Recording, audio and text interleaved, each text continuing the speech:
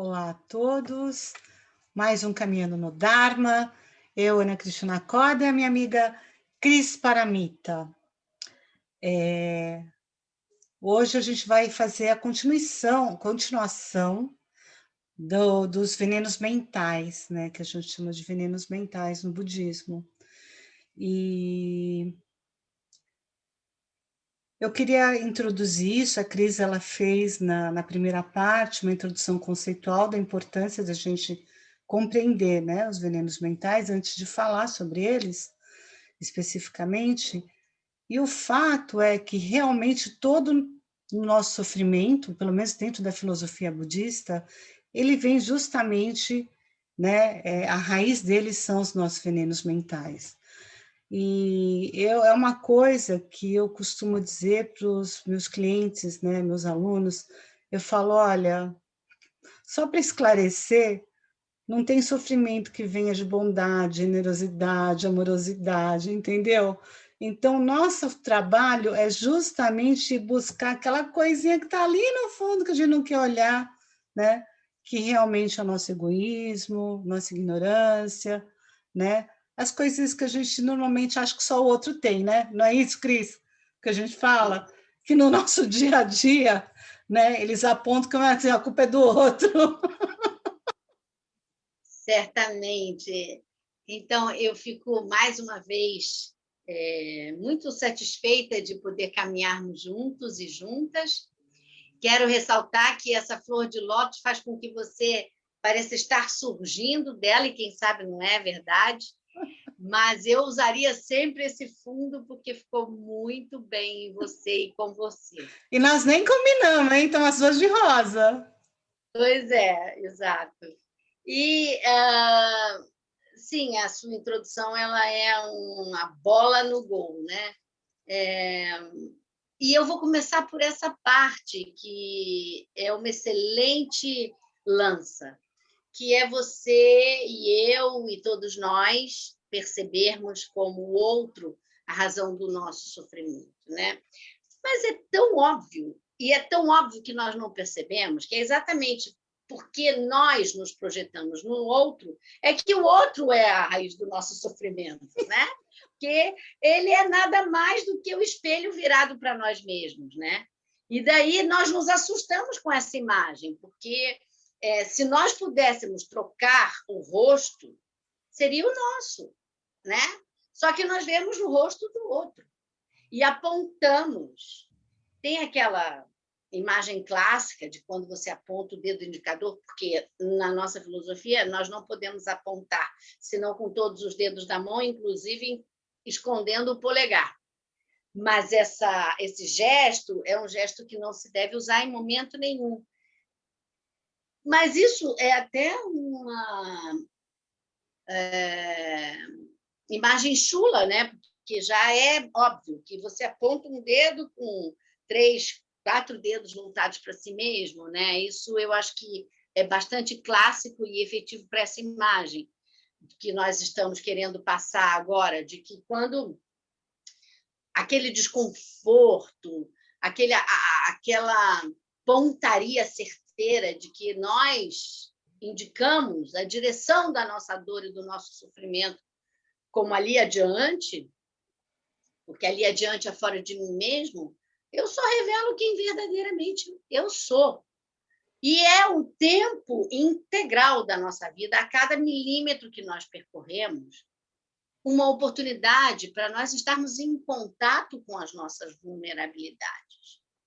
Só que é difícil demais nós encontrarmos na nossa vulnerabilidade a nossa maior motivação da vida.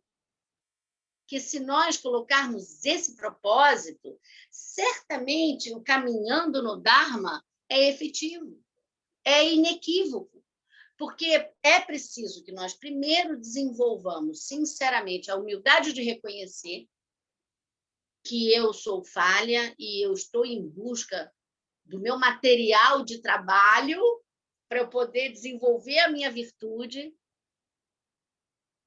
E é isso que é caminhar no Dharma. Não é você seguir uma filosofia, não é você seguir um exemplo, não é você seguir um mestre. Não é...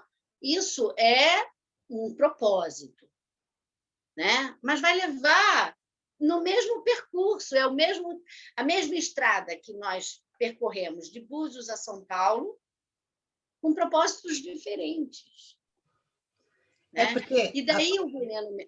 Pode a falar. vulnerabilidade, ela é justamente isso, né? Quando eu estou com raiva, qual que é a minha necessidade? O que que eu estou pedindo atrás dessa raiva, né? Quando eu estou com Sim. inveja, o que que eu estou pedindo por trás dessa inveja? E a gente começa a classificar algumas palavras como feias, e não é que elas têm uma conotação bonita, mas a gente precisa cada vez mais olhar para o sofrimento que está por baixo daquilo, né? Que é o Sim. sofrimento do sofrimento, né? Se eu estou sofrendo de estar com raiva, né? Qual que é o sofrimento que está por debaixo disso? Porque é exatamente ali que tem que ser olhado para ser curado, muitas vezes, né? Porque são ajustes, quer dizer, o que seria da borboleta se a lagarta não cedesse, né, a presença dela.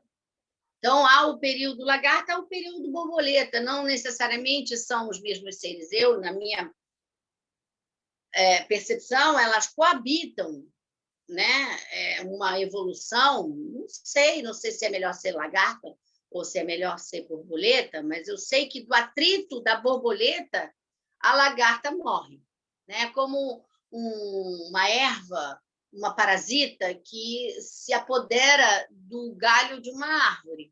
Ela vai se alimentando e, se ela não coabitar no mesmo ambiente, vai sufocar aquele galho e o galho vai morrer.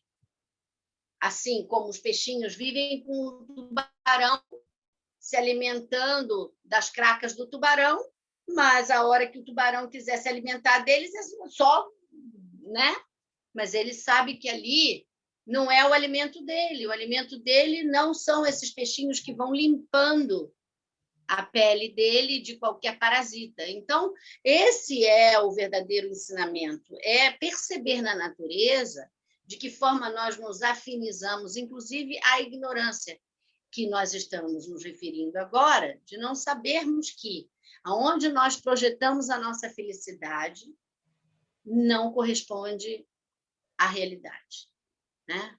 E isso é o texto raiz de toda a escritura, de qualquer filosofia, é exatamente porque nós concebemos uma realidade que não funciona.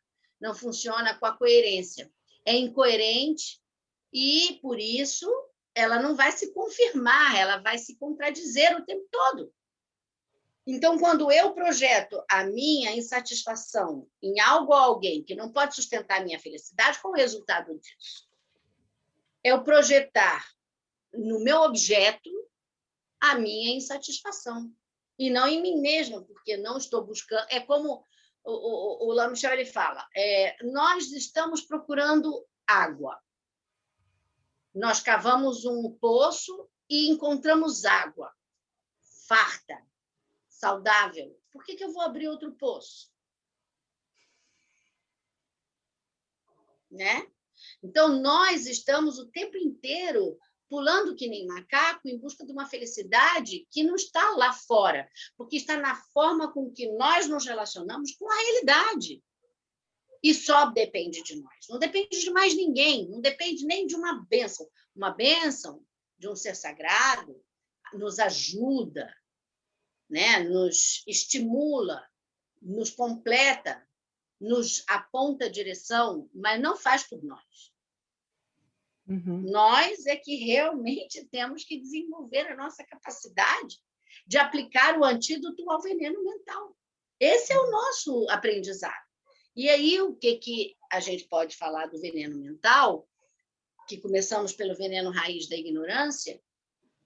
Nós estamos o tempo integral no nosso espaço interior e exterior, concebendo que a realidade ela é permanente, ela é independente, ela é absoluta e não vamos encontrar resposta para uma projeção equivocada como essa. Então, Sem dúvida. primeiro, nós precisamos entender que a realidade ela funciona interdependentemente, impermanentemente, isso nós já vimos nos outros capítulos, mas é sempre muito bom recordar, porque nós nos esquecemos, eu me esqueço frequentemente disso, né?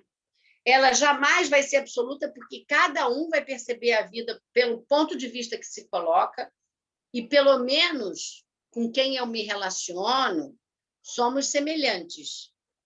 E quando alguém me surpreende, sem dúvida nenhuma, me surpreende positivamente, porque os esconderijos da nossa ignorância nós os conhecemos bem. Então, quando alguém surge com uma postura que foge do que para nós é semelhante, nos chama a atenção. E siga, porque vai valer a pena. Vai valer a pena. E ela é relativa, ela é abstrata, não dá para afirmar, porque a partir do momento que eu afirmo, eu impregno essa realidade da minha concepção equivocada da realidade. E daí eu vivo em busca da afirmação da minha razão, da minha opinião, e eu só perco a minha razão e a minha opinião quando eu a afirmo, porque ela não está no que está evidente, ela está exatamente naquilo que não se pode afirmar, ela está no vazio dessas afirmações. E qual é o vazio dessas afirmações? Quanto mais eu fortaleço o meu ponto de vista como algo que é o que é válido, como algo que é a verdade, como algo que deve ser considerado, mais distante eu fico daquilo que realmente o é. Uma coisa que eu uso muito que ajuda, né? Sabe que nem aquelas palavras-chave, aquelas palavras que desligam, né? Quando tem alguma coisa que está me incomodando muito, eu já penso na interdependência, entendeu? Uhum. A palavra interdependência já me tira daquele lugar que eu acho que estou tendo razão de alguma coisa, entendeu? Ela soa que nem uma palavrinha mágica. Falou, opa, lembra? Desliga, exatamente. Né? Porque às vezes a gente entra em função disso, né? Em questões como raiva, orgulho, né? Porque a gente deixa determinadas situações crescerem, né? E eu tento dessa desligada. Assim. Sim, esse é um excelente medicamento, porque é um tapa na cara da ignorância. É quando você diz assim, epa, peraí, eu estou indo no caminho equívoco, porque eu sei aonde vai dar. Vai dar na transferência de responsabilidade, sem dúvida nenhuma. Se eu não considerar que causas e condições foram criadas para eu experimentar esse resultado, sem que eu me puna por isso, eu fui forçada a agir assim, então eu não vou confirmar absolutamente nada que funcione.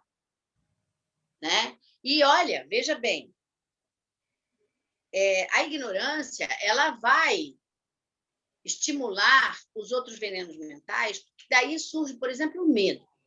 Medo, ele vem na forma de muita camuflagem, né? Porque muitas vezes nós consideramos que o antídoto do medo é a coragem. Jamais seria, porque imagina, se eu tenho medo de mergulhar no alto mar e eu me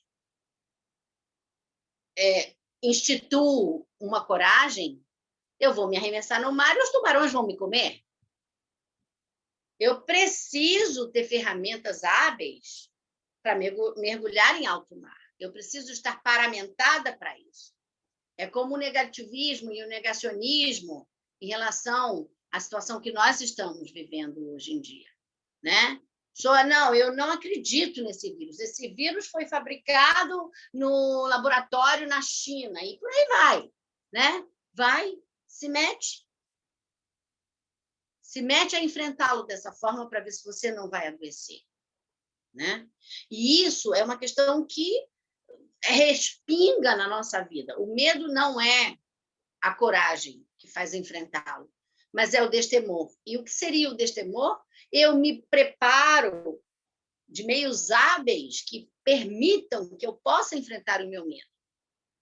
Há, inclusive, na instituição católica, se não me engano, a palavra o temor a Deus, né? Temor a Deus é significativo demais essa expressão. Temor a Deus por quê? Porque se eu não temer a Deus, se eu não temer a independência, eu vou agir randomicamente. Veja bem, se não há vida após a morte, ótimo, então que eu possa viver essa vida plenamente. Mas se há, eu vou experimentar o resultado daquilo que eu vivi. E mesmo não tendo vida depois dessa, não é o suficiente para garantir que eu não vá experimentar os resultados ainda em vida. Se não houvesse, eu poderia agir inconsequentemente, que eu não ia experimentar o resultado das minhas ações. Veja que bagunça não seria. Então, é importante nós temermos a nós mesmos, aos nossos reais inimigos, que somos nós e os nossos venenos mentais. Então, é só com muita apropriação do medo que nós podemos enfrentá-lo. Do contrário, é um tiro no pé e o resultado é irresponsável, né? O medo surge aí de algumas outras formas, que são subprodutos do medo, como a inveja e o ciúme, né? E como definição, o que seria a inveja e o ciúme? A inveja é você possuir algo que eu não possuo e que eu desejo. A diferença entre um e o outro é que o ciúme eu possuo algo que você não possui e que você deseja. E isso gera medo. Medo de eu ficar sem aquilo que eu julgo ter e medo de eu nunca adquirir aquilo que você possui, né? E por aí vão outros tantos filhotinhos, como micróbios que se proliferam, né?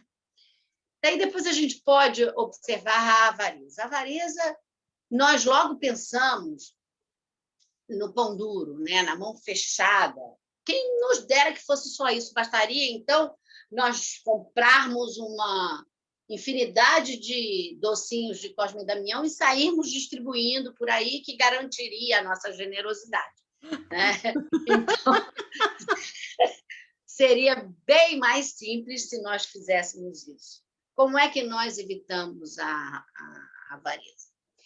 A avareza, ela desliza por caminhos nunca dantes percebidos, né? Como, por exemplo, eu, porque não sinto a generosidade espontânea, eu acabo por me apegar ao que eu julgo possuir, né? Ou a quem eu julgo possuir. E isso vem refletir diretamente na nossa imagem pessoal, nos nossos bens materiais e no nosso poder sensorial, né? Então, nós deslizamos nesse triângulo o tempo todo. Nós tememos perder a juventude, perder a saúde, perder a família, perder a riqueza, perder os projetos, né? Alguém que se aproprie indevidamente das nossas ideias. Nós temos medo de sermos o tempo inteiro roubados de algo que nós nunca possuiremos, porque nunca possuímos. Agora, posso fazer uma observação? Né? Hoje eu estava ouvindo uma conversa muito legal, né, de uma executiva que consegue ser, né, uma pessoa, uma mulher, né? É o famoso sou líder sem perder a ternura. E você falando desses medos, né? As pessoas têm muito medo do fracasso, né? Eu percebo que boa parte das pessoas tem muito medo do fracasso. Além da morte, o segundo medo é o fracasso. E daí, que é uma coisa louca, que a gente tem medo de muita coisa em função disso, mas não tem medo de perder a autenticidade. A gente entrega a nossa autenticidade de bandeja, né? Exato. Ninguém percebe. É. Né? ouvindo a E conversa delas, isso ficou muito forte para mim, né? Eu achei... não, mas isso faz todo o sentido, inclusive, porque, veja bem, é comum acontecer, por exemplo, eu sou uma pessoa muito criativa, eu tenho ótimas ideias e tenho dificuldade de realizá-las. Atualmente, isso vem se transformando. Mas é comum eu ficar indignada porque alguém se apropriou de uma ideia minha, como se isso fosse possível. Não é mesmo? Porque a ideia é minha, mas que bom que ela se espargiu, que bom que alguém aproveitou, que bom que alguém está executando ela. Mas a nossa avareza faz com que isso perceba como uma ameaça de status, que é o que você está falando, de perder a autenticidade. Nós tememos perder o status, não é só o social, não. É o status de ser o criador, de ser o executor, de ser a empreendedora, de ser... porque nós vamos recebendo tarjas e insígnias que nós não queremos perdê-las. E, muitas vezes, dois corpos, por não ocuparem o mesmo espaço, nós precisamos abrir mão de uma série de aquisições que nem nos servem mais. Basta observar o nosso closet. Né? A nossa mesa de trabalho, Falando em como close, ela é desatualizada. esse final de semana eu farei isso. Pois é, como ela é desatualizada. E eu não sei se isso é um movimento meu, pessoal, mas o que eu recebo de pessoas que me usam como ponte, Cris, eu tenho umas roupas para doar, pode me dar. Cris, eu tenho um dinheiro para transferir, pode me dar, que eu sempre tenho uma aplicação muito útil para tudo que me passa. Né? Então, essa necessidade que nós temos de um mundo como o mundo que nós estamos vivendo, que ele começa a mostrar uma pontinha do não consumismo, né?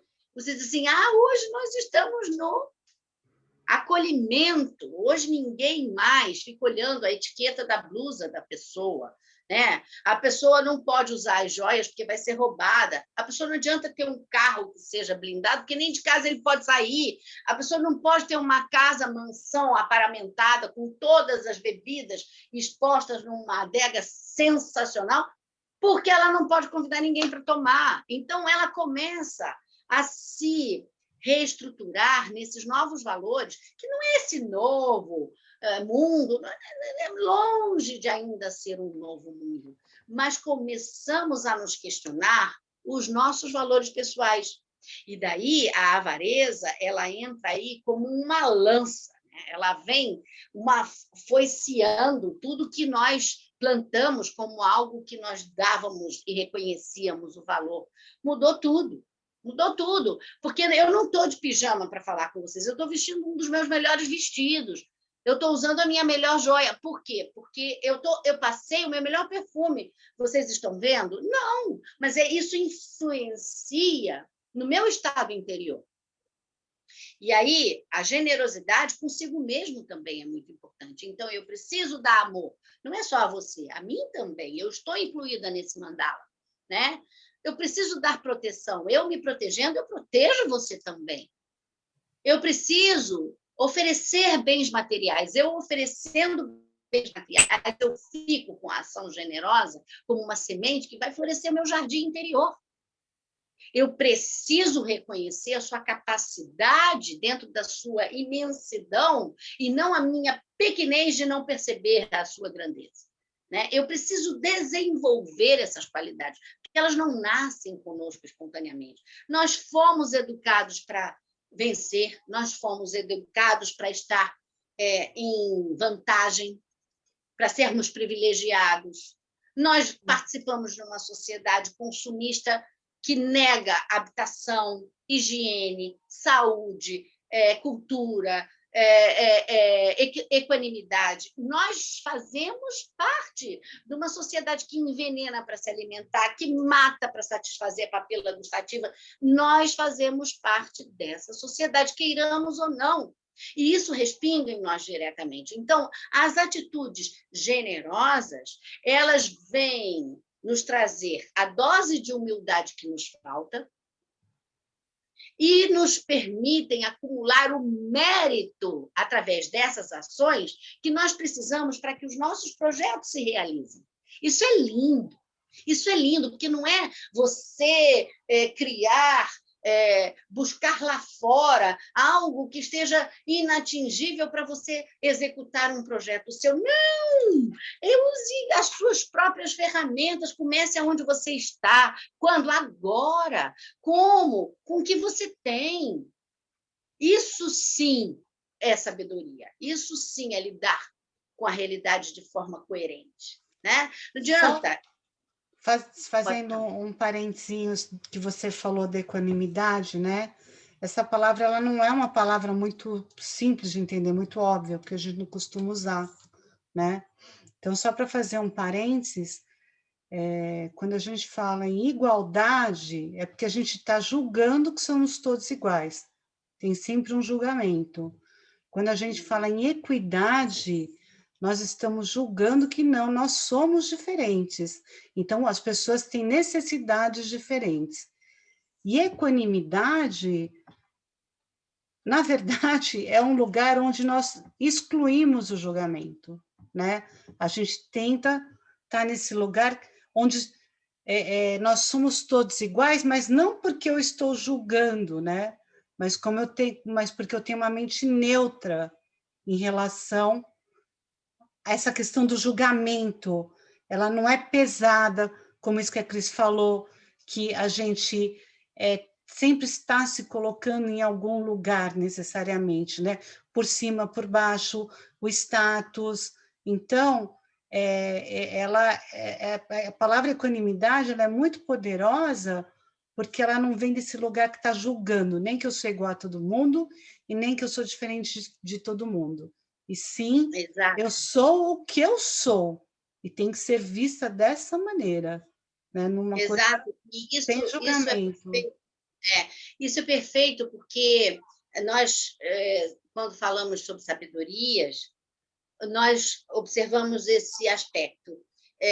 A equanimidade é a união da sabedoria da igualdade com a da discriminação. Eu preciso reconhecer quais são os nossos fatores de igualdade e quais são os nossos fatores de discriminação, porque dessa forma eu consigo compor a especificidade de cada um. Como, por exemplo, tem uma imagem na internet clássica que eu adoro, que eu acho assim, o melhor exemplo, a melhor ilustração do que seja a equanimidade. Você tem 3 caixotes, um muro e 3 pessoas em diferentes alturas. Todos precisam assistir o jogo de futebol do outro lado do mundo. Como você distribui esses caixotes? Né? Então, o caixote mais baixo fica com a pessoa mais alta, o caixote mediano fica com a pessoa mediana e o caixote mais alto fica com a pessoa mais baixa. Mas você sabe que essa é a visão da equidade, né? Tanto que você sabe, na saúde, os médicos são orientados justamente para ter essa visão da equidade, né? Então, a raça branca, ela tem determinadas doenças com mais propensão, né? Em ver as pessoas como diferentes necessidades diferentes. E conversando até sobre esse tema com um médico, amigo, porque ele justamente estava falando sobre equanimidade, estudando, né? E daí eu falei, na minha opinião, o jeito fácil de entender isso é entender que a equanimidade ela não tem esse lugar do julgamento mesmo. Ela vem desse lugar que eu não te vejo diferente. Sabe a humildade que o Lama Michel fala? Sim, eu não sou sim, melhor, nem pior, nem... mas existe, sim, o julgamento, você está criando valores, atribuindo valores ao que é a realidade. Exatamente. Né? Mas, no caso, a equanimidade, quando você considera essa distribuição clássica dos caixotes, você, na verdade, você não está entrando no julgamento, mas você está usando da sua capacidade de observância. Então, você tem que destacar, de fato, quais são as necessidades específicas, que muitas vezes as pessoas continuam usando a terminologia equivocada, que confunde a atribuição do valor quando você diz assim, a pessoa é portadora de necessidades especiais. Não, ela não é, que ela não é especial, ela é diferente. Então, o que ocorre, ela precisa de as necessidades que essa pessoa possui são específicas das necessidades que ela porta, mas ela não é especial, porque hoje o conceito integrativo social incorpora a grande sacada, que isso eu comecei a estudar recentemente, porque foi produto de uma meditação minha, que é por que existe a regra e por que existe a exceção? Não é para que você cumpra a regra, porque se fosse por isso, seria muito fácil reger o mundo. É exatamente para que você possa incluir a exceção na regra e não exceder o que não é regra. Aquilo que não é regra não está fora. Aquilo que é exceção tem que encontrar meios hábeis de estar incluído e pertencido a uma estrutura que ela ficou de fora. Sim, eu entendo. Você está ampliando essa visão de que a gente sempre teve, né? Essa visão, ela é extremamente preconceituosa. Você diz assim, uma pessoa, ela não pode subir a escada porque não tem rampa. Mas tem que construir a rampa, aí fica todo mundo batendo, né, em quem não construiu a rampa. E o que precisa para construir a rampa? E um briga com o outro, mas você que tinha que planejar a rampa, mas você que tinha que comprar o material, e aí a rampa não ocorre. Antes de mais nada, pega essa pessoa no colo, coloca dentro do espetáculo, depois reclama da rampa. Entendeu? Ela precisa assistir o espetáculo. Ponto. Não há discussão quanto a isso. E não ela vai ficar do lado de fora, porque não tem rampa para ela subir. Entendeu? Esse é o grande momento que a humanidade está tendo nesse atual contexto para perceber que ninguém está inventando novidade. Não há o que inventar. Né? Nós temos que aproveitar o que nós temos como matéria-prima para construir uma realidade em que a gente, de fato, possa fazer uma política inclusiva e não ficar aqui debatendo quem não incluiu ou quem tem que incluir. Porque isso não vai incluir. Vamos para o resultado, né? Vamos para o resultado. Então, é como você colocou, a humildade, que o Lamchel também define com maestria, é você não se colocar nem acima nem abaixo de ninguém, ponto. E dessa forma, você consegue compor esses conjuntos que acolhem e que incluem, sem que você tenha que fazer com que a pessoa levante da cadeira de rodas e suba uma escada, porque é quase isso que você espera que aconteça, né? Falando em indignação, essas coisas, né? Os filhotinhos da raiva. Quais são os filhotinhos da raiva? Então, vamos chegar agora na raiva, né? A raiva, uau! Então, a raiva, ela vem avassaladora, né? Como todo mundo se afasta, né? Aquela raiva quente, que todo mundo... Ih, surtou! Pé na pista, né? E não sobra ninguém ao redor. A raiva gélida, que é aquela raiva que todo mundo chora melancolicamente, e aí fica tão bonitinha que todo mundo quer acolher, né? Me dá colo, chora. Ai, você é tão injustiçada, Cris. Olha, vem aqui, deixa eu te dar um abraço, né? E aí eu sinto que a minha raiva ela é qualificada, né? Ela tem um nome e um sobrenome, porque ela é uma raiva qualificada em uma tristeza, uma melancolia, que é essa raiva explosiva quente, só que maquiada, né? Ela passa batom, ela se produz, ela se apresenta de forma que socialmente é permitida. E ela esconde tanto a raiva quente quanto a raiva fria, ambas escondem a arrogância. Qual arrogância? De querer em absoluto que o mundo funcione do jeito que eu acho que tem que funcionar. Porque quando não é dessa forma, se você não for como eu imagino que você tenha que ser, você está desclassificada para mim. Você não serve para compor o meu círculo de amizades. E aí, o que acontece com isso? Eu começo a considerar as exceções. Porque para você ser minha amiga, você precisa ser careca, gorda e ter olho azul. Se você não for com esses pré-requisitos, você não serve para ser minha amiga. Porque eu não aceito a diferença como uma composição da minha pluralidade. Eu aceito a diferença como um desafio à minha autenticidade. Agora, olha que lindo mundo seria se eu pudesse juntar você comigo, com aquele que se diz... Outro dia a discussão foi essa também, numa mesa de um café da manhã, numa boulangerie, a pessoa falava assim para mim, mas você, quando colocou no Dia Nacional da Consciência Negra, você colocou o seu avatar com a pele preta, você me descategorizou. Aí eu olhei assim para ela e falei assim, Peraí, você está fazendo uso do preconceito reverso para que eu me levante? Quem te convidou para o café da manhã fui eu. Eu não aceito que você insinue sequer que eu sou preconceituosa. Você está distorcendo a minha homenagem que eu fiz aos meus antepassados com a sua doença de se sentir de fora. É você que está se colocando de fora. Daí né? A raiva de uma olhou para a raiva da outra, a indignação da uma olhou para a indignação da outra. A minha indignação, ela passa por um caminho que ele é muito desconfortável, porque eu, quando nasci, eu nasci de olhos azuis e loura. Minha mãe era morena.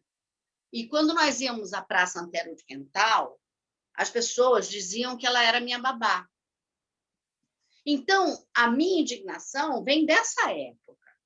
Então, uma pessoa dizer que quando eu faço uma homenagem eu estou sendo racista, ela está me equivocando ao extremo, ela está pegando a minha motivação e jogando na lata de lixo dela, entendeu? Eu não quero saber, eu não autorizo uma pessoa a se apropriar de uma ideia minha e invadir o meu espaço público para me colocar numa posição desconfortável, porque essa é uma posição que ela assume no percurso dela, mas não é uma posição que eu ocupo. Não, concordo. Né? E aí... A questão aí, o ponto é, então, de novo, né? A raiva, aquilo que eu falei no começo, qualquer veneno mental ele pode se esconder numa dor. E é essa dor que tem que ser vista. Sim, mas o veneno mental, ele reproduz... aí que é a vulnerabilidade que a gente evita, né? E transforma aquilo num veneno. Exato. O veneno mental, ele vem como uma marca mental repetitiva, Sim. a tal ponto que ele é regente, né? Não é a virtude a regente. Nós precisamos chafurdar na nossa ignorância para encontrar onde está a nossa virtude, quando, na verdade, é tão acessível. Basta você... A pessoa precisa ser escutada, a pessoa precisa ser observada, a pessoa não precisa ser julgada. Isso é algo que nós precisamos banir do paradigma que nós estamos vivendo. Hoje, não adianta negar, não adianta excluir, não adianta acusar, não adianta reclamar, porque as pessoas estão surdas, cegas, mudas e paralisadas com isso. Ninguém vai ouvir, ninguém vai incluir, ninguém vai aceitar. Berrar mais alto também. Tem esse detalhe. Exato. Ninguém quer mais berrar nada, ninguém quer, né? Panelaço, gente, cada hora é um panelaço. E aí, o que acontece? A pessoa fica lá gritando. Você chega num círculo de amizade, você vai numa festa, não é o caso nesse momento, mas digamos que nós entremos numa festa. E aí tem uma pessoa que está ali, dançando mais do que todo mundo, gritando mais do que todo mundo, bebendo mais do que todo mundo, suando mais do que todo mundo. E aí você observa que essa pessoa ela precisa de acolhimento. Né? Aquela indesejada, aquela pessoa que entra na roda de relacionamentos e fala mais alto do que todo mundo, fala mais do que todo mundo, exige mais do que todo mundo, reclama mais do que todo mundo. Ela só precisa de espaço. Quando você abre o seu colo e você diz: puxa, eu queria saber tanto como você está. Senta aqui, vem me contar um pouquinho de você. Pronto, acabou. A pessoa vai falar baixinho, a pessoa vai ser econômica nos gestos, ela vai ser cuidadosa nas palavras. E aí você consegue, o grande lapidador de diamantes é aquele que consegue extrair as virtudes dos outros, não é a própria. Porque quando a gente começa a querer a evidência da nossa própria, a gente não está desenvolvendo qualidade, a gente está desenvolvendo vaidade. É diferente de cultivar a autoestima. O que difere uma da outra não é o que uma é um veneno. Ah, a vaidade é veneno mental, a autoestima é virtude. Não, porque é a raiz que vai definir se vai ser de uma cor ou de outra. Mas a raiz é a mesma. E daí tem esses filhotinhos da raiva, né? Orgulho, arrogância. Eles são muito proximinhos, né? Eu brinco que tem uns triozinhos que são, no mínimo, né, primo-irmãos, né? Inveja, ciúmes. E é engraçado que também vai vindo num sistema, né? Então, se eu tenho ciúmes e daqui a pouco eu tenho uma inveja, se eu tenho uma inveja, daqui a pouco, né, eu tenho orgulho, eu tenho, né, as coisas vão se acumulando assim, né? Eles vão como uma engrenagem, né? Um puxa o outro, dependendo do movimento, da velocidade, da intensidade. E, assim, nessa árvore genealógica, a raiva ela traz essa força destruidora, né? Ou ela traz a tristeza, a melancolia. Mas você viu que você mesmo comentando, eu até falei assim, olha só, né? A raiva quente e a fria, na verdade, ela tem a mesma necessidade, né? Porque a fria, se os dois querem colo, né? Tanto um quanto o outro quer colo. Por exemplo, você vê uma pessoa tendo um ataque raivoso. Se você vai com a mesma energia raivosa, há uma explosão pior do que o Big Bang. O que ocorre é que, se você deseja neutralizar a raiva quente de uma pessoa, não é você chegar com a energia da raiva, mas do acolhimento. Ah, mas você pega uma pessoa tendo uma explosão e diz que você vai abraçá-la para você ver o que acontece. Sem dúvida nenhuma, não se aproxime de uma pessoa nesse estado. Veja uma briga entre casais. O que acontece? Basta observar. Primeira providência é o distanciamento e a isenção de valores. Porque dá espaço, né? Dá espaço. Nós que queremos ponderar ou restaurar o estado original dessa pessoa, nós precisamos nos capacitar para isso. Porque se aproximar de uma pessoa com um caco de vidro na mão, nós é que vamos nos cortar. A pessoa vai se cortar também. É aquilo que você falou, né, da diferença entre destemor e burrice, né? Exato, exato. E muitas vezes nós nos sentimos assim por uma arrogância até necessária, algumas vezes, porque nós precisamos desenvolver essa autoconfiança, mas ela vem muitas vezes envenenada pela arrogância. Não tem problema. O veneno mental é objeto de meditação, ele não vai deixar de existir jamais. Não precisem se comprometer a aniquilar veneno mental, porque é uma briga inócua. É inócua. Como é que você vê a diferença de orgulho para arrogância? Não tem muita diferença. O orgulho ele está mais ligado à sua incapacidade de reconhecer os seus próprios recursos. Então, você é o pincher que se julga pitbull, né? Ele vai lá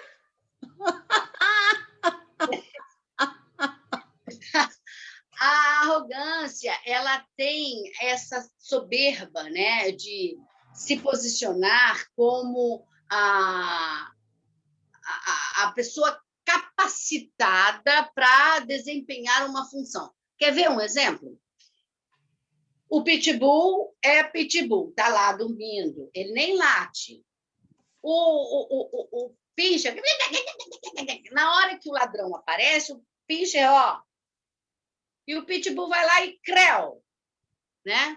A arrogância, ela é diferente por quê? Porque ela é assim.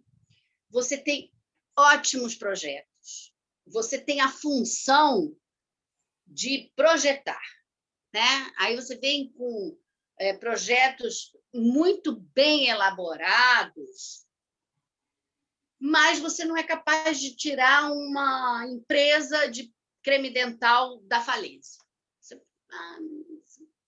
Aí vem, isso é um fato que aconteceu mesmo, que eu li num texto da Fundação Getúlio Vargas. A pessoa vai lá mas aquele engenheiro de produção que mora lá, não sei aonde, na Antártida, e que elabora os projetos dele lá, dizem que ele é muito capaz. Será que nós não precisamos de uma ideia diferente? Aí você, não, imagina, não vai prestar para nada. Imagina, ele mora na Antártida, ele não tem realizações para isso. Eu é que conheço o mercado local, eu é que sei o que é necessário, né? Aí vai a pessoa que é o dono da empresa, que está em falência, vai lá e chama o fulano que mora lá na Antártida para desenvolver um projeto que vai tirar a fábrica da falência. Aí a primeira exigência do engenheiro é: eu quero ficar no Hotel Copacabana Palace durante uma semana. Aí o dono da fábrica cede a exigência e, sim, contrata lá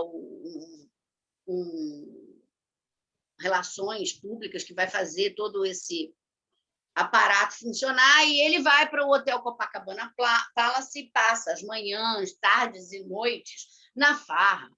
Quando vão ver, ele está tomando caipirinha, embaixo da barraca de sol, com um monte de mulher em volta, e de tarde ele está tomando sorvete na orla, à noite ele vai para as boates, e assim vai. No final de uma semana, ele apresenta um projeto de uma folha. Aconteceu mesmo, isso é uma coisa que você leu, é isso? É verdade. E aí o cara aparece com um projeto de uma embalagem que o orifício é maior. Então, a pessoa, quando aperta com a mesma intensidade, sai o dobro de pasta. E tirou a fábrica, signal da falência. Entendeu? Por causa disso. Então, é que nem um veterinário que diz assim: mas é só uma opiniãozinha que demorou 15 anos para eu me formar, entendeu? Então, não é só uma opiniãozinha, que seu cão está doente, ele precisa de uma consulta, e você precisa pagar por isso, porque não é uma opinião. Mas, agora eu me perdi um pouco, né? Quer dizer, realmente Não. esse cara, ele teve uma atitude aparentemente muito arrogante, mas ele tinha a solução. Ele tinha a solução. É a forma com que ele lida com toda a situação, né? Exatamente, mas é também a forma com que você lida, porque você desdenhou a capacidade dele, porque ele não tinha a vivência que você tinha, a capacidade que você tinha. Então, muitas vezes a gente sofre isso. Uma pessoa que, porque não teve a ideia, porque não tem o comando, porque não tem a supremacia, ela desdenha a capacidade do outro que está lá na última fila da sala de aula e que nunca fala nada, ou que dorme a aula toda, e que vai lá e tem a solução do problema. Entendeu? Então, isso é arrogância da nossa parte, sabe? De não reconhecer que por detrás do que nós julgamos aparência, existe todo um conteúdo. Essa é a história do Pitbull e do Pincher, né? É isso. Nós que estamos olhando somos os Pinchers, ele é o Pitbull. Exato. Mas, às vezes, não é nem isso, porque depende do ponto de vista que você se coloca, né?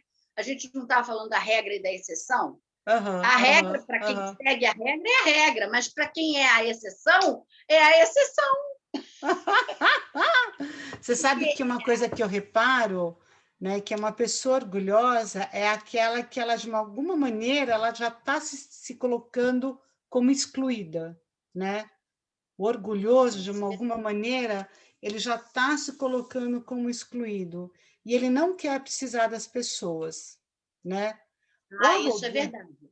Isso é verdade. Por muitas vezes o orgulho faz com que nós nos julguemos autossuficientes. Eu me lembro, durante muito tempo da minha vida, as pessoas me ofereciam ajuda, eu negava. Eu dizia, não, não, não precisa. A pessoa precisa te ajudar para ela se sentir válida.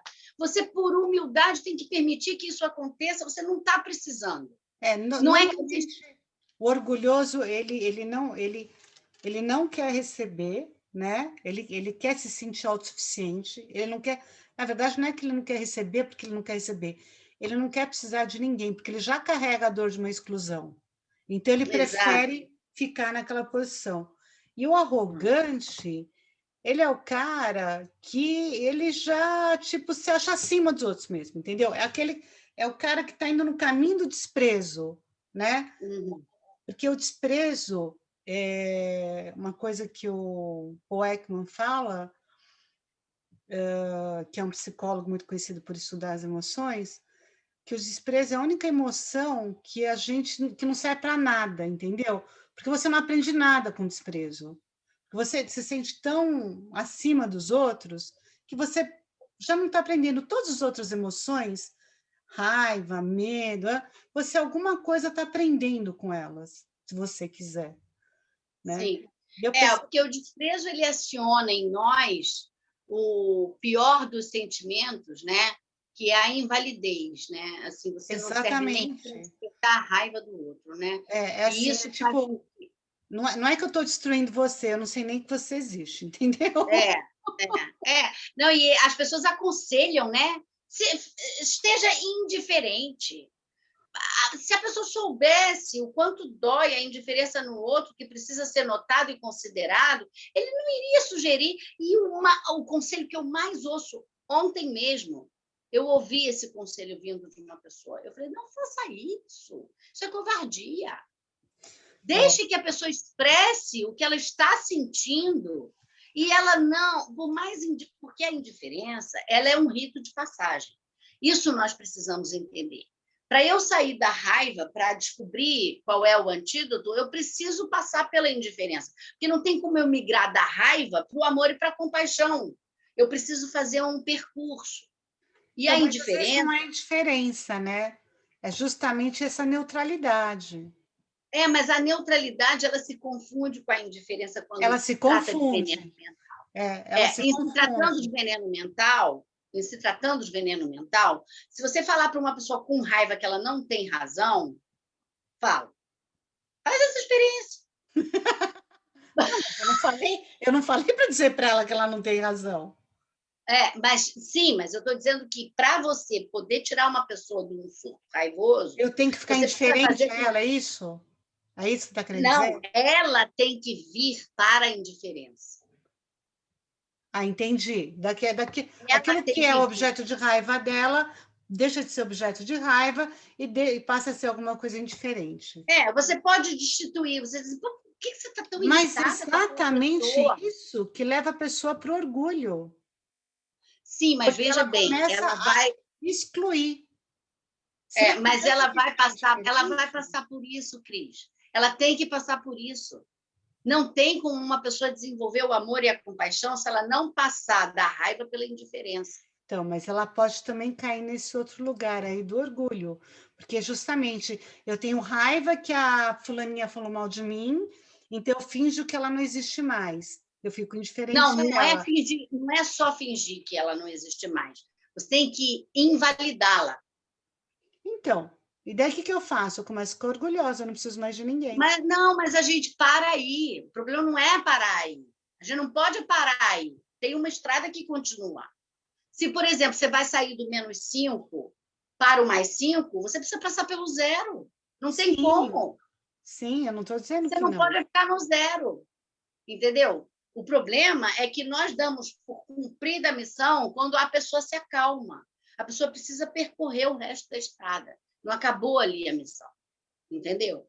Quando você vai aplicar um círculo restaurativo, uma prática regeneradora, você não vai conseguir fazer com que a pessoa saia dessa raiva e vá para a empatia como um salto quântico. Ela precisa invalidar o objeto de raiva dela para ela poder, a partir de então, elaborar uma nova percepção. Por exemplo, uma coisa que funciona quando duas pessoas estão em conflito, primeiro afastá-las geograficamente e depois construir uma nova imagem que tudo bem, essa pessoa tem todos esses defeitos que você projeta nela. Ela precisa mesmo melhorar o tom de voz, ela precisa melhorar o cabelo, ela precisa trocar de roupa. Tudo isso é verdade, eu concordo com você. Você está coberto de razão. Mas você precisa entender que, dessa maneira, ela agrada o marido dela, ela agrada o pai dela, ela agrada a mãe dela. Ninguém que a ama pede para ela trocar de padrão. Ela faz parte do sistema dela, né? Ou seja, ela tá então, está tudo certo. Você não se veste como ela, você não usa o cabelo como ela, você não fala como ela, mas você não é ela. Uhum. E ela não tem que ser você. Então, vem cá, me dá a mão, vê por esse ponto de vista. Vê se ela não tem qualidades que você não considera, mas que as pessoas que a amam, escolhe uma pessoa que a ama e pergunte a essa pessoa por que ela a ama. Uhum. Isso vai curar o coração de quem sente raiva dessa pessoa. O simples fato dela considerar que há outros pontos de vista. Mas, para isso, ela precisa sair desse movimento áspero, né? Então, a raiva ela também traz uma outra questão que é fundamental, que é a estabilidade. Você precisa trazer essa pessoa para a estabilidade. Ela não vai, no meio da tempestade, conseguir se segurar se ela não tiver a sabedoria do bambu. Ela vai bater de frente, ela vai ser arremessada longe pela onda. Ela precisa fazer um molejo, a flexibilização dos joelhos, da coluna, dos ombros. Ela não vai poder se enrijecer na hora da pancada. Ela neutraliza uma pancada quando ela flexibiliza. Por exemplo, uma pessoa... Só uma coisinha, Cris. Juntando essas duas coisas que você falou, né? Esses dois exemplos, esses dois últimos exemplos, me ocorre, eu queria saber se você concorda, que, na verdade, toda vez que nós achamos que sabemos alguma coisa, estamos sendo arrogantes. Com certeza. Certamente. O achar que nós sabemos alguma coisa é a primeira prova cabal da ignorância. Porque a ignorância, o que é a ignorância? Trocando em miúdos. É eu não saber que eu não sei. Eu não sei que eu não sei. Eu não sei que eu não sei. E a segunda expressão da ignorância muito clássica é eu não sei que o que eu sei não está correto. Né? E a gente vai chegar lá rapidinho. E a gente vai passar agora... porque nosso tempo está acabando. Dessa estabilidade para um estado que é a diferença entre flexibilidade e rigidez, embora uma complemente a outra, né? É que há movimento em todas as direções dentro da ignorância. Por isso, ela é possível se tornar sabedoria. Há movimento em toda a raiva para se tornar amor e compaixão. Essa possibilidade é que faz com que nós desvendamos a nossa capacidade de transformar um veneno mental em antídoto, senão nós nos perpetuamos assim. Sabe quando o ícone vai carregando a página? Ele precisa ir carregando, a gente precisa passar por esse procedimento.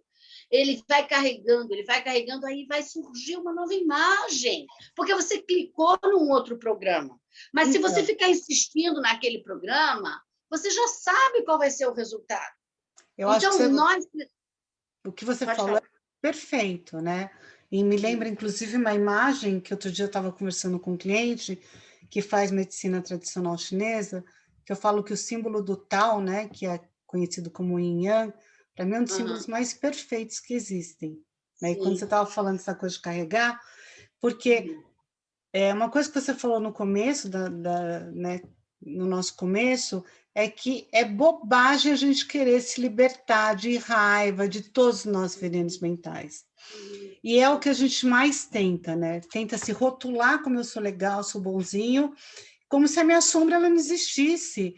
E, Uhum. infelizmente ou felizmente, porque é necessário, né? Assim como o símbolo do tal, aonde tem a luz vai ter escuridão, gente. So sorry. So sorry. Sim. O que a gente faz é, através daquele buraquinho, escolher para o movimento para onde a gente quer ir, né? Qual que é a página Sim, que a gente quer ficar sim, carregando, porque as sim. duas coisas fazem parte. E como parece, ele mesmo falou, inclusive, o símbolo do tal é um símbolo que um sem outro não existe. Ponto. Não, Desintegra. Não exato, existe. exato. É muito importante que nós possamos nos realizar com essa qualidade de despertar. Lembra que nós falamos? Comece aonde nós estamos. Eu começo onde eu estou. Com o quê? Com o que eu tenho. Para quê? Para me transformar. Eu não posso parar a minha tarefa no zero. O zero é só um rito de passagem. Então, se eu quero transformar um veneno mental em virtude, eu vou precisar passar por essa ausência de identidade, até para eu poder construir a minha nova imagem mental de mim mesma. É um Porque movimento, né? tudo Você tem que é fazer um um. movimento. E é porque há esse movimento que nós somos essa infinidade de possibilidades. Nós vamos migrar agora da raiva para o desejo e o apego, que são duas coisas O diferentes. apego. Você tem 3 minutos para falar sobre isso. É, porque a ignorância a gente vai estar sempre falando dela e ela é a Aham. cereja do bolo, né? Mas então vamos falar sobre, bom, o desejo. Desejo, ele é positivo e negativo não porque eu elejo positivo ou negativo, mas porque eu crio causas positivas e porque a condição amadurece, eu vou encontrar um resultado que não necessariamente é positivo. Algumas vezes, o resultado, embora a minha causa seja positiva, é negativo. Não porque a coerência é incoerente ou porque a realidade ela é mentirosa. Não. Abomino esse tipo de observação que a pessoa diz assim, não, a pessoa cria uma causa positiva, ela vai aí a barganha não funciona, porque eu vou lá e digo que você é linda. Aí, no meio do caminho, eu digo assim, você tem um dinheiro para me emprestar, Cris? Aí você, porra, Cris, você não estava pensando que eu estava caindo na sua lábia, né? Aí, o meu elogio se transforma numa ofensa, né? Não é que a minha intenção não tenha sido positiva, é que no meio aconteceu uma interferência que mudou o rumo do resultado. Era para você se sentir bem, mas no meio eu me lembrei que eu precisava de um dinheiro emprestado seu, entendeu? E aí o que aconteceu? Você transformou a minha intenção, como aconteceu lá no Avatar com a pele preta, né? Que foi distorcido, você transformou uma intenção positiva num resultado negativo, mas não te pertence, pertence a mim. Essa semente estava estocada no meu contínuo mental. Então, mas o Então, desejo não é veneno mental, o apego que é, né? É a distorção do desejo. sim, sim, mas o desejo, ele inclusive é o reino que nós habitamos. O ser humano habita no reino dos desejos. Mas o que difere o desejo do apego é que o desejo pode ser positivo. E sem desejo positivo, nós não nos movimentamos. Então, nós temos que ter desejo. Não Sim, adianta negar o desejo. Agora, a minha é o que move. ignorância transforma o meu desejo positivo em apego. Isso sim. Então, o apego ele vai me arremessar aonde?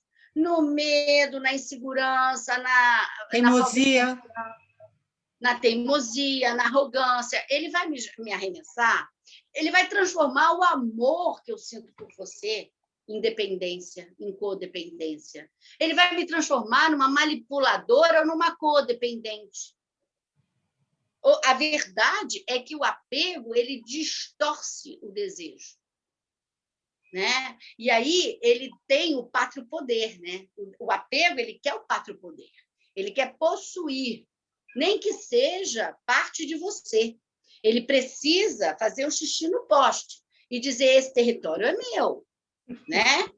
E isso faz com que nós nos transformemos em pessoas insanas, entendeu? Porque o apego, ele nos arremessa invariavelmente à dor e ao sofrimento. Não tem nada que você sinta apego que te liberte. Eu acho que hoje um dos grandes males que realmente assola, né, a vida da gente é o apego. Sim, né? E olha, e vou dizer, uma das piores formas de nós manifestarmos o nosso apego é a nossa imagem pessoal, aos nossos bens materiais e, de novo, aos poderes sensoriais. Então, imagina que, por causa do apego, nós não queremos envelhecer como se isso fosse possível. Mas, né? Cris, assim, como você já está no seu horário mesmo, você não solta uma pérola hoje. Estou com saudade de ouvir essas pérolas, né? Eu costumo dizer. Eu acho que, assim, a mim me parece que nós precisamos observar o veneno mental não como um inimigo. Perfeito. Transformar o veneno mental no nosso melhor aliado. Perfeito.